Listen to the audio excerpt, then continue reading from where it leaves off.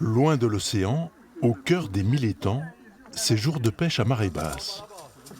Vidé de ses eaux pour entretien, l'étang recèle de nombreuses espèces de poissons. Il y a des petits et des gros.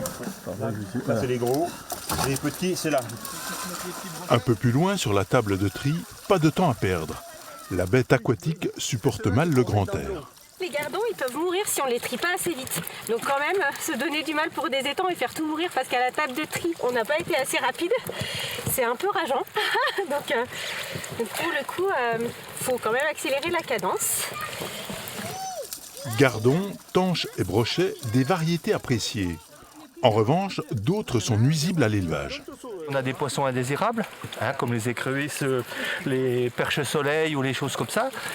Et là, ça permet de sélectionner pour remettre du brochet, par exemple, éventuellement de cette taille-là, et les gros brochets pour les manger. Voilà, c'est pour ça qu'on fait le tri. Pour assainir et régénérer le milieu, une vidange est conseillée tous les 2 ans afin d'éviter l'envasement. Sur les 1500 étangs que compte le plateau, très peu sont entretenus. Cette année, à titre d'exemple, seuls 20 étangs du plateau seront vidangés.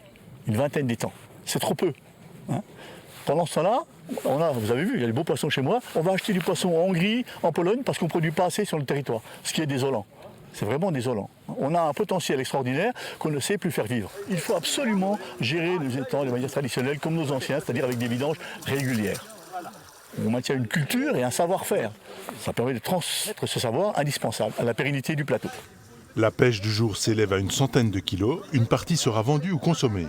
Le reste du poisson attendra dans quelques semaines le retour de l'eau dans l'étang.